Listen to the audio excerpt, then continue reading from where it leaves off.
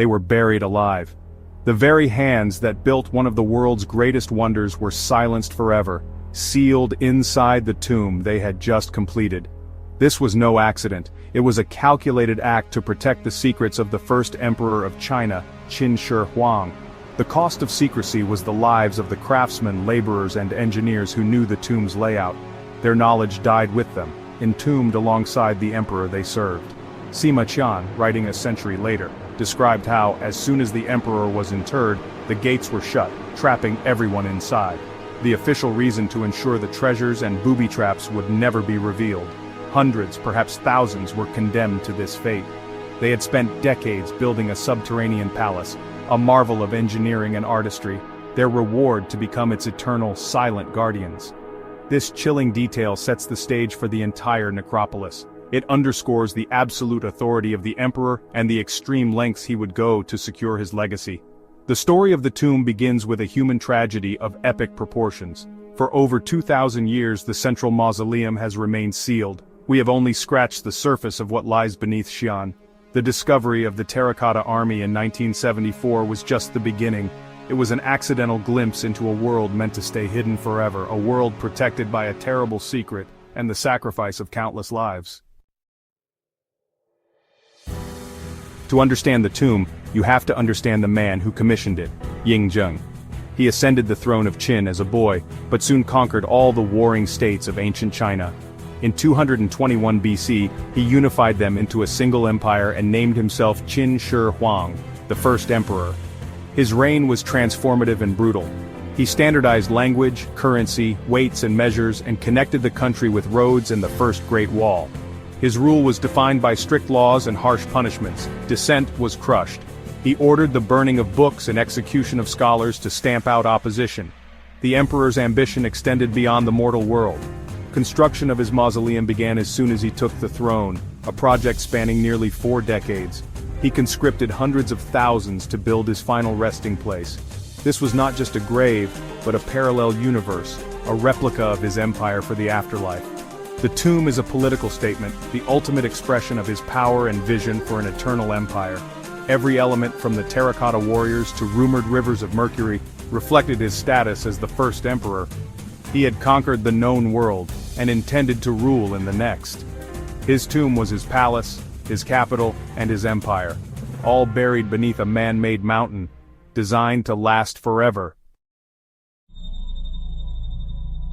While he built a tomb for the afterlife, Qin Shi Huang desperately tried to avoid ever needing it. Terrified of death, he became obsessed with finding the elixir of life. He sent expeditions in search of it, and his alchemists concocted strange, often dangerous substances.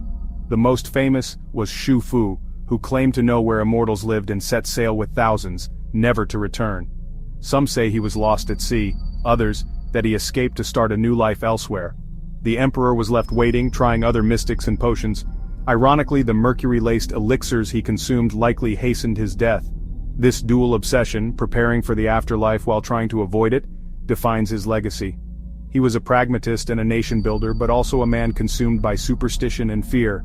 His tomb became the ultimate insurance policy. If immortality failed, he'd have an empire waiting in the next world. In the end, his quest for eternal life only made his story more tragic and more fascinating. The emperor's obsession shaped both his life and his death.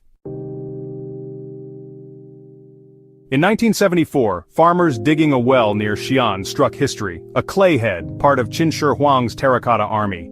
This was the emperor's personal guard, created to protect him in the afterlife. What they uncovered was staggering. Thousands of life-size soldiers, archers, cavalry, and chariots arranged in battle formation. Each figure was detailed and unique, facing east, the direction of the emperor's conquered enemies. This was not just art, but a functional military force for the next world. Earlier dynasties buried real armies and servants with their rulers. Qin Shi Huang chose terracotta replicas. It was a sign of progress, and of his immense ego. Only a specially created army would suffice for his eternal reign. The discovery changed our understanding of the Qin dynasty.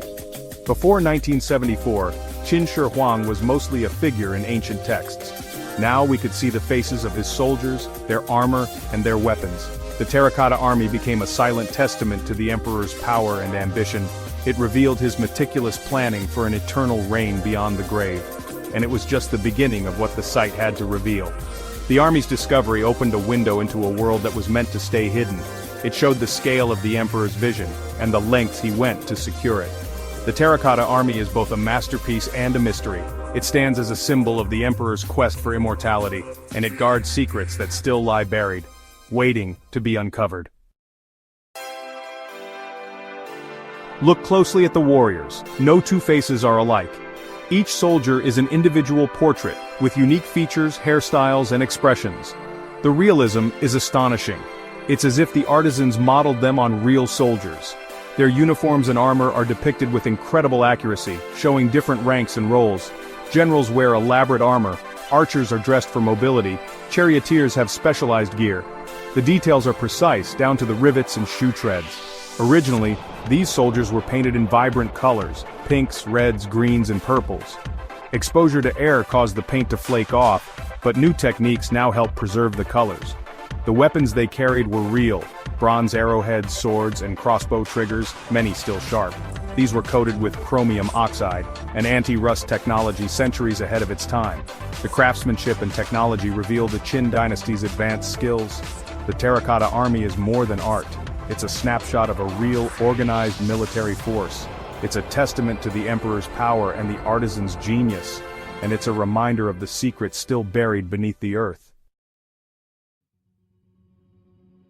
The Terracotta Army is just the beginning. The real prize is the unopened mausoleum. Beneath a massive, pyramid-shaped mound lies the central tomb, sealed for over 2,000 years. The Chinese government has chosen not to excavate, fearing irreparable damage to fragile artifacts. Ancient texts describe the tomb as a microcosm of the emperor's domain, a universe in miniature. The ceiling is a map of the heavens, the floor a map of China. The emperor's spirit would have everything it knew in life. The scale and ambition are almost unimaginable. What treasures lie within? Lost books, artistic wonders, secrets of a vanished world?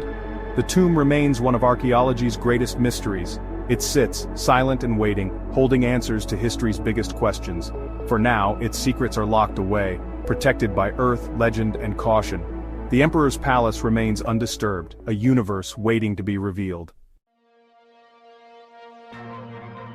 Among the most fascinating legends is the story of Mercury rivers. Sima Qian wrote that the tomb's floor contained models of China's great rivers, flowing with liquid mercury. Modern surveys have found high concentrations of mercury in the burial mound, supporting the legend. This presents a major hazard for any future excavation.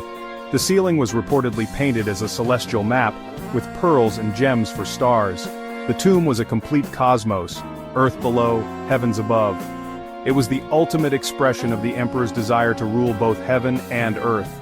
Deadly booby traps like automatic crossbows were said to guard the tomb. The rivers of mercury themselves would have been a potent deterrent. The tomb is both a marvel and a warning, its secrets protected by art, engineering, and danger. The greatest secret may never be solved: the emperor's body itself. Sima Qian wrote that Qin Shi Huang was placed in a bronze coffin submerged in mercury. The toxic metal might have preserved his body, or destroyed it.